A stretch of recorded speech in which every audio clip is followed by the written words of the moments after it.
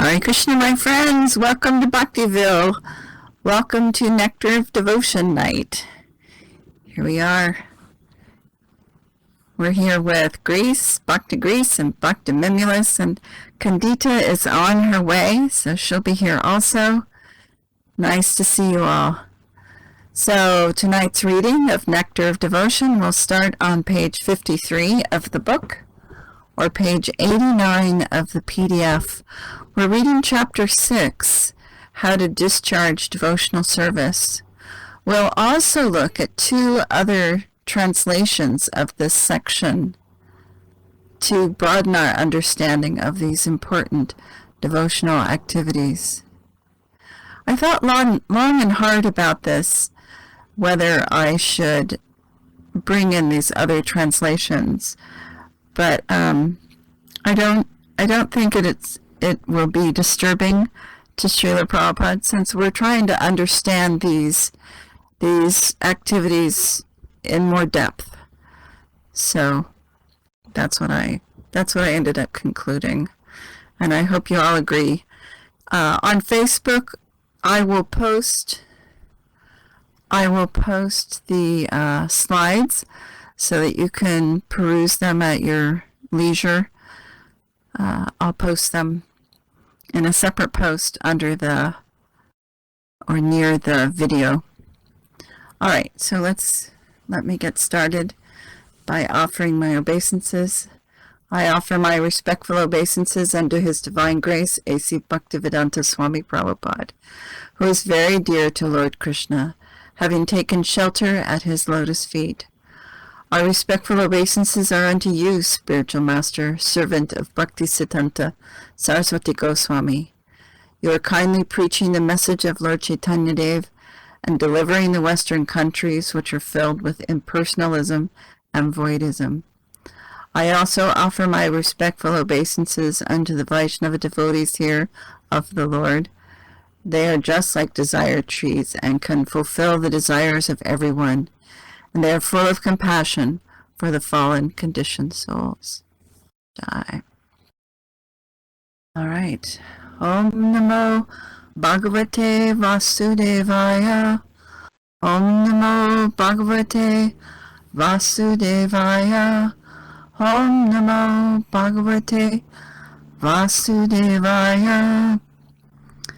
So what we'll do tonight is we'll read the chapter first, and then we'll come back and look at the 64 angas, the 64 activities that Srila Prabhupada mentions here, and discuss them and see if you have questions about them. These are all very, very important and form this incredible foundation of devotional service. So chapter 6, page 53, How to Discharge Devotional Service.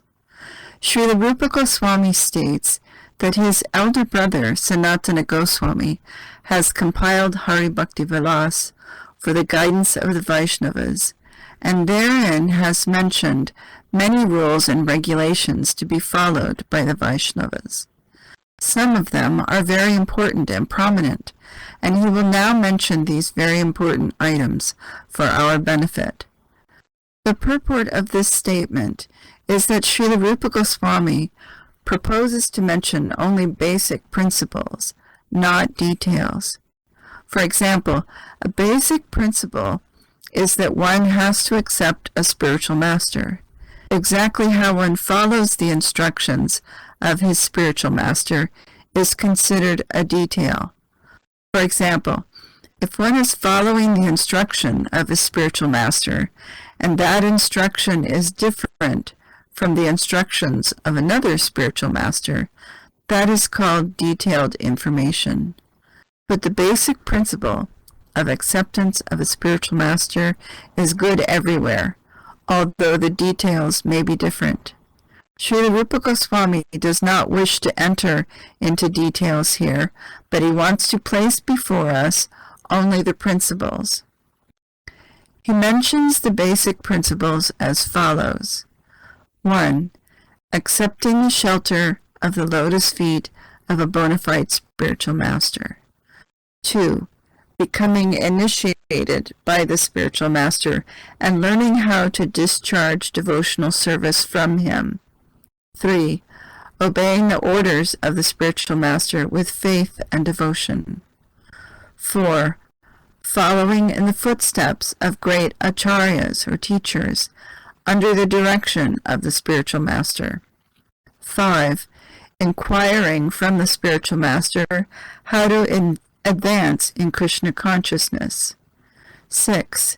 Being prepared to give up anything material for the satisfaction of the Supreme Personality of Godhead, Sri Krishna. This means that when we are engaged in the devotional service of Krishna, we must be prepared to give up something which we may not like to give up. And also, we have to accept something which we may not like to accept. 7. Residing in a sacred place of pilgrimage like Dwarka or Vrindavan. 8. Dealing with the material world only as far as necessary. Oh, we don't need to turn the slides right now. We're going to come back and do the slides after we finish the chapter. Thank you. All right, thanks. 7. Residing in a sacred place of pilgrimage like Dwarka or Vrindavan. 8. Dealing with the material world only as far as necessary. 9. Observing a fasting day on Ekadashi. And 10. Worshipping sacred trees like the banyan tree and others. These 10 items are preliminary necessities for beginning the discharge of devotional service in regulative principles. In the beginning, if a neophyte devotee observes the above-mentioned 10 principles, surely he will quickly make good advancement in Krishna consciousness. The next set of instructions is listed as follows. 1. One should rigidly give up the company of non-devotees. 2. One should not instruct a person who is not desirous of accepting devotional service. 3. One should not be very enthusiastic about constructing costly temples or monasteries. 4. One should not try to read too many books, nor should one develop the idea of earning his livelihood by lecturing on or by professionally reciting Srimad Bhagavatam or the Bhagavad Gita. 5. One should not be neglectful in ordinary dealings. 6. One should not be under the spell of lamentation in loss or tribulation in gain. 7. One should not disrespect the demigods. 8. One should not give unnecessary trouble to any living entity. 9. One should carefully avoid the various offenses in chanting the holy name of the Lord or in worshiping the deity in the temple. 10. One should be very intolerant towards the blasphemy of the Supreme Personality of Godhead, Krishna, or his devotees. Without following the above-mentioned 10 principles, one cannot properly elevate himself to the platform of sadhana bhakti, or devotional service and practice. Although altogether, Sri Rupa Goswami mentions 20 items, and all of them are very important. Out of the 20, the first 3, namely accepting the shelter of a bona fide spiritual master, taking initiation from him, and serving him with respect and reverence, are the most important. The next important items are as follows. 1. One should decorate the body with tilak, which is the sign of the Vaishnavas. The idea is that as soon as a person sees these marks on the body of the Vaishnava, he will immediately remember Lord Krishna.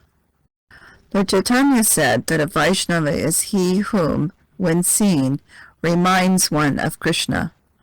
Therefore, it is essential that a Vaishnava mark his body with tilak to remind others of Krishna. 2. In marking such tilak, sometimes one may write Hare Krishna on the body. 3. One should accept flowers and garlands that have been offered to the deity and the spiritual master and put them on his body. 4. One should learn to dance before the deity. 5. One should learn to bow down immediately upon seeing the deity or the spiritual master. 6.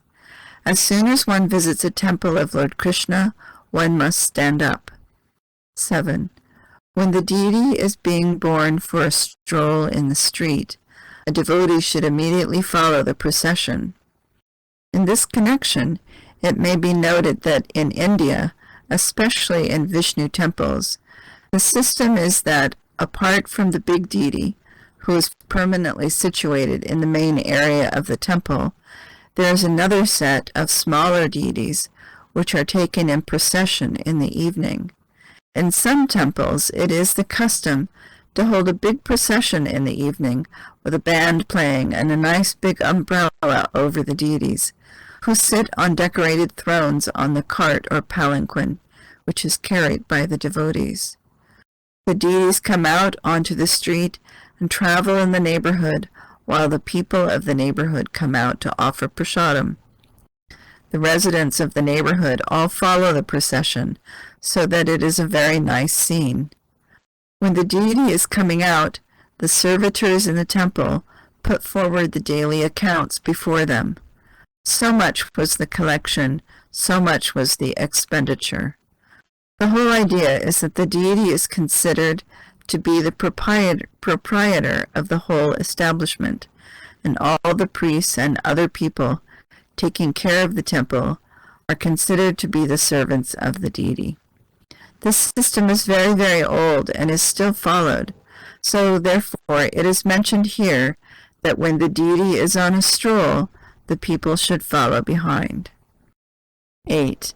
A devotee must visit a Vishnu temple at least once or twice every day, morning and evening. In Vrindavan, this system is followed very strictly. All the devotees in town go every morning and evening to visit different temples. Therefore, during these times, there are considerable crowds all over the city. There are about 5,000 temples in Vrindavan city. Of course, it is not possible to visit all the temples, but there are at least 12 very big and important temples which were started by the Goswamis and which should be visited. 9. Kandita says, what a wonderful practice. You're talking about taking a stroll, the deity's taking a stroll.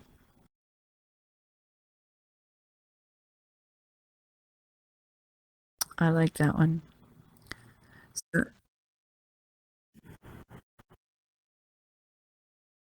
yes, right,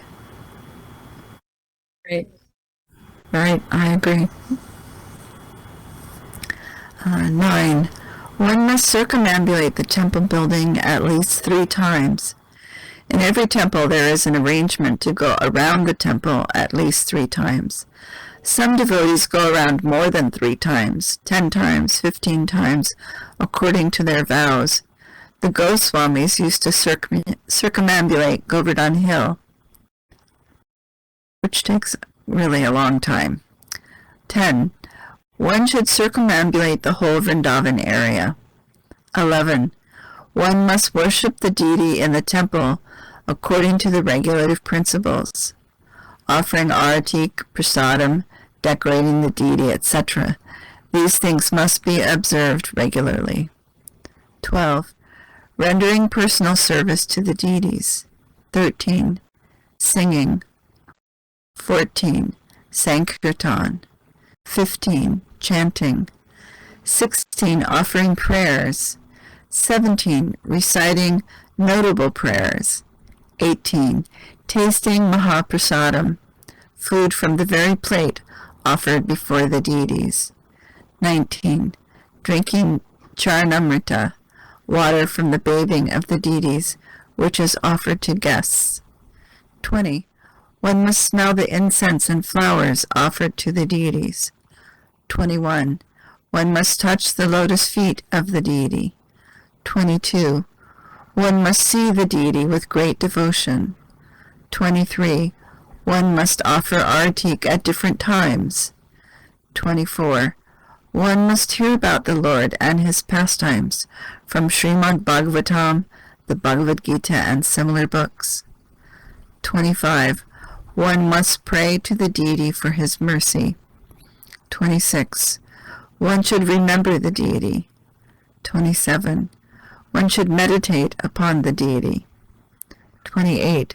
One should render some voluntary service. 29. One should think of the Lord as his friend.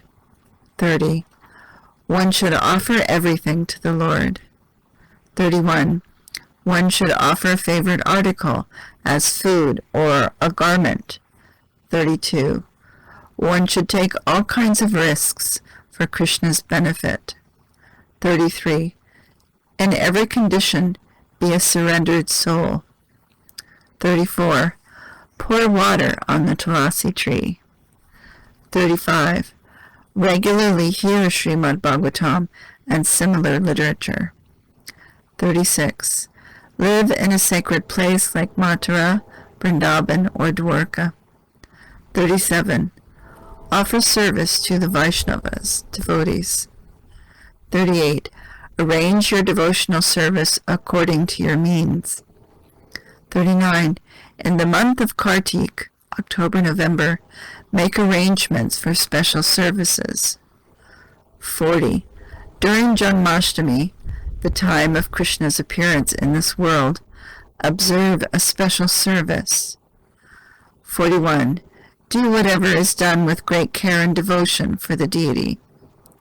42.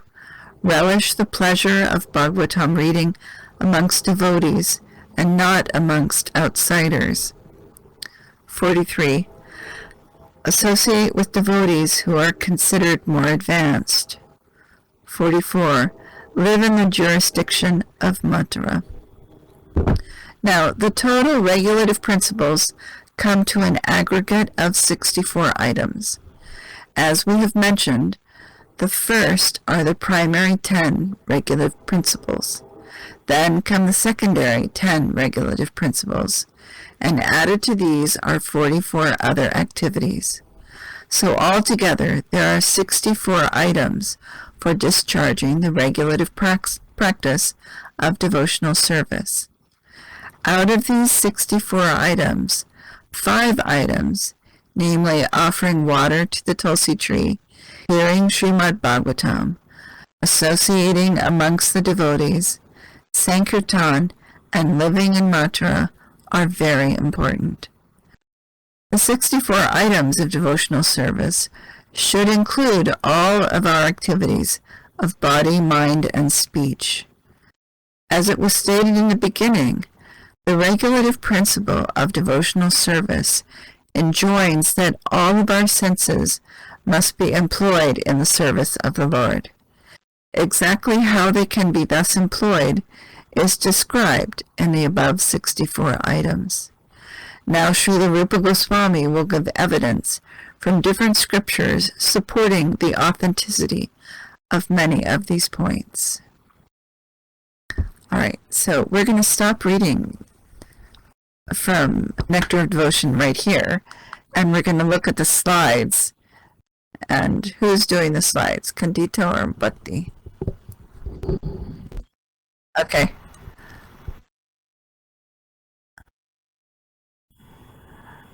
Okay, well, we were at the beginning of the slides, so let me just, just go backwards.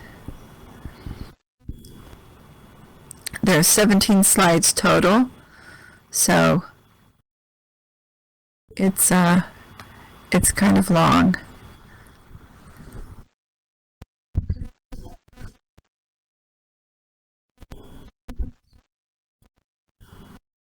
Oh, good.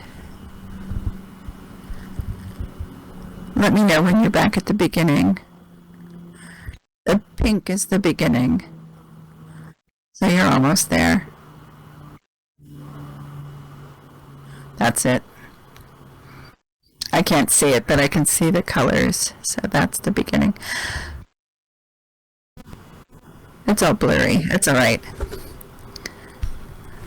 So what I did was I looked at 3 different texts. I looked at Srila Prabhupada's, what we just read, and then I have a copy of Bon Maharaj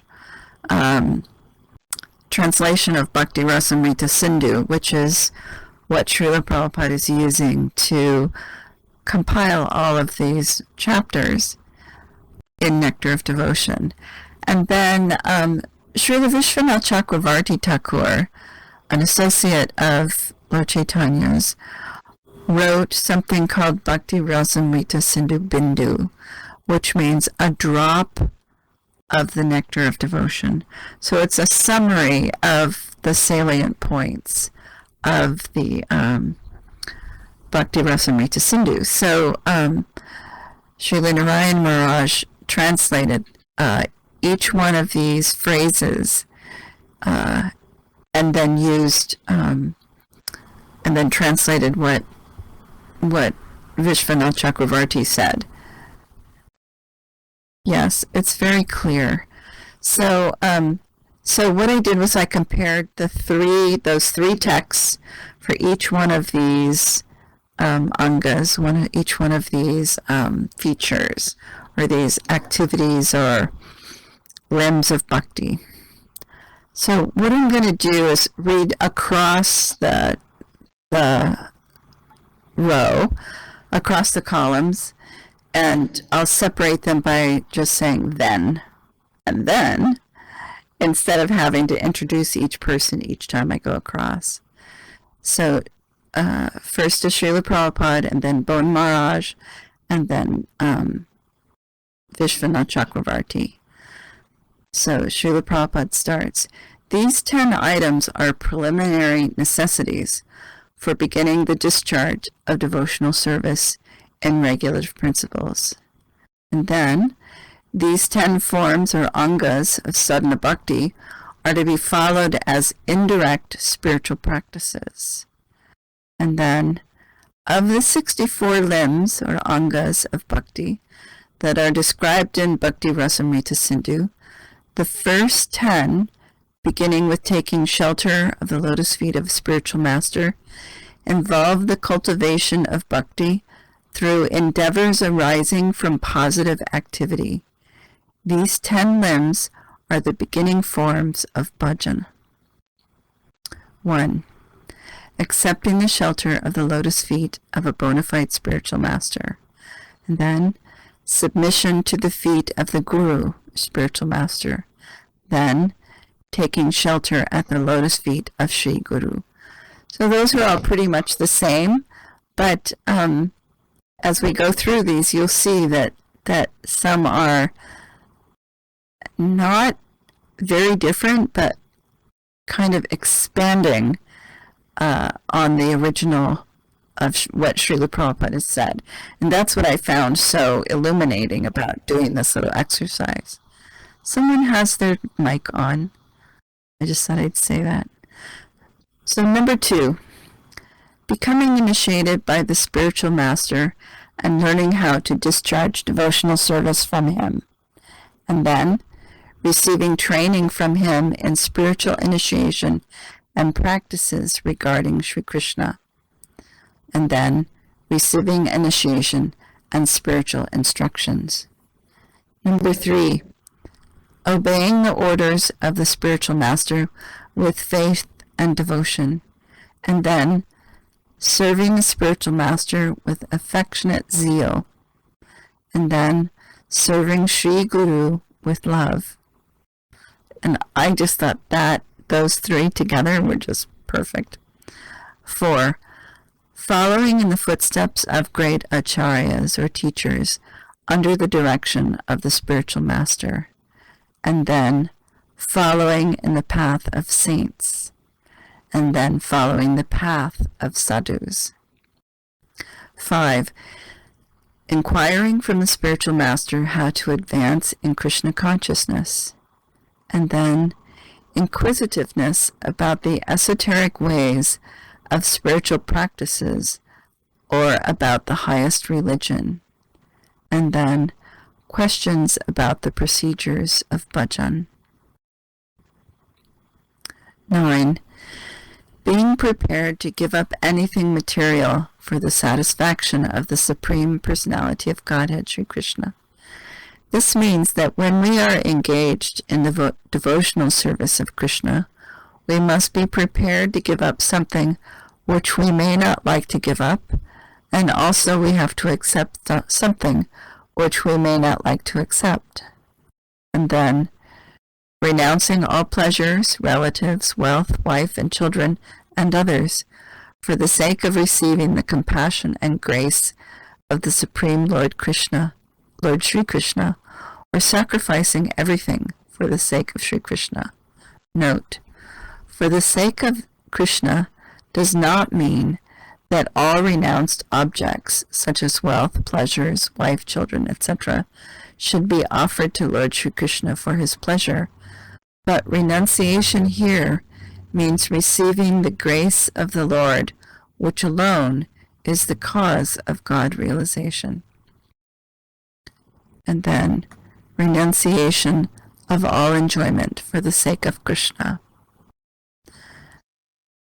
Number 7. If someone has, I can't really see the chat. Oh, here, now I can. Okay, number 7. Residing in a sacred place of pilgrimage like Dwarka or Vrindavan, and then living in Dwarka or other sacred places, sanctified for association with Lord Sri Krishna, and also on the banks of the Ganga. And then to live in a sacred place and to hear the greatness of such places. 8.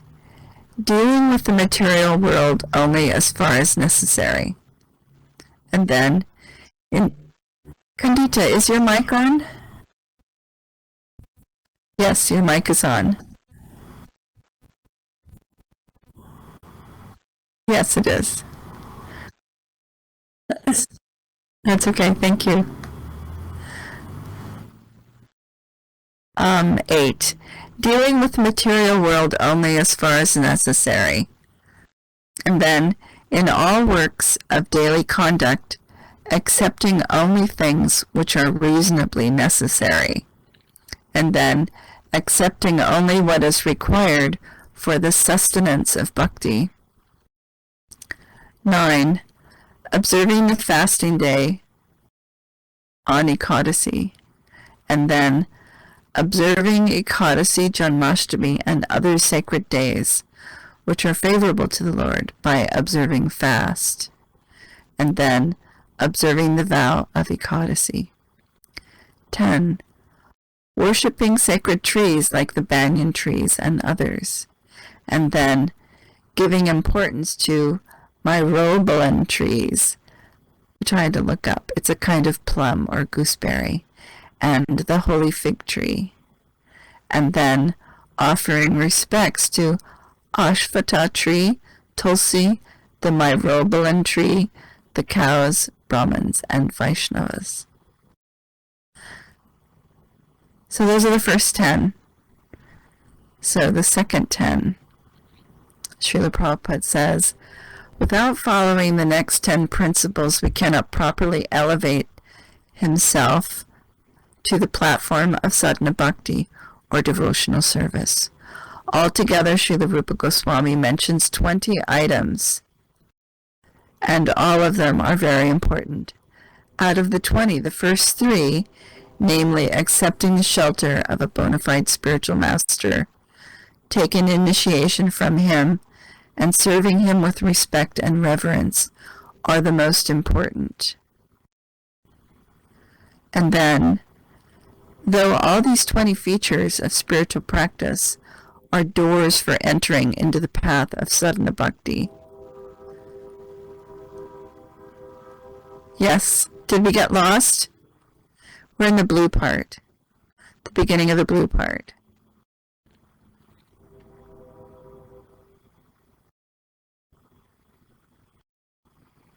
Yes, that one.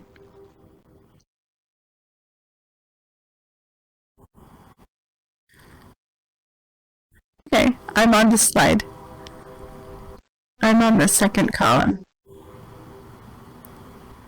Okay. The first three, submission to the Guru, receiving initiation and training from him, and serving him affectionately, are the principal parts of Vaidhi Sadhana Bhakti. And then the next 10 limbs describe activities that are to be given up. To refrain from such activities is what is meant by the cultivation of bhakti through endeavors arising from avoidance of negative activities. One should act in such a way as to exclude these negative items. 1. I just read the third column of the blue, and I'm about to go to number 1 in the blue. Yes.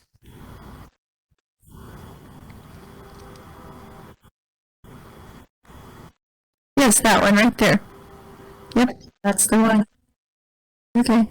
Number 1. One should rigidly give up the company of non-devotees, and then shunning from a long distance the company of those who are averse to the Supreme Lord, and then giving up the association of non-devotees. Number 2.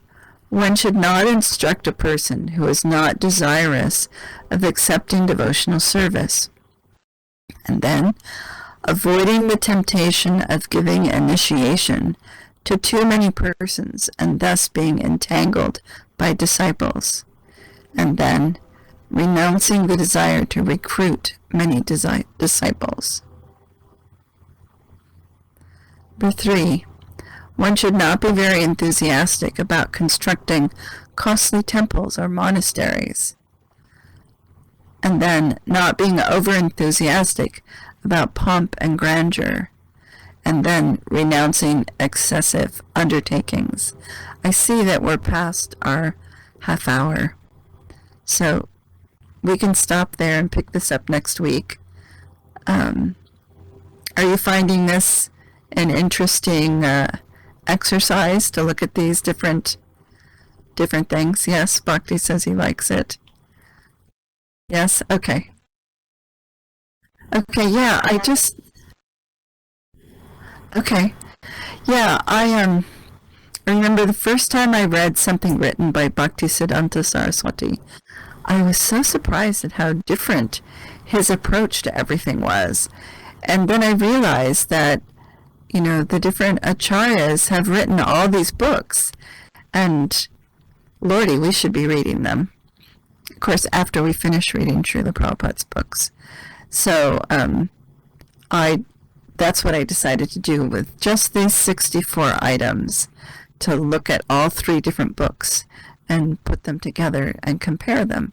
And it just seems that they expand the ideas and the approach to these different activities. I was enthralled, absolutely enthralled. All right. Well, thank you very much for indulging me in this endeavor, and thank you so much for letting me speak. And and all glories to Srila Prabhupada. Jai.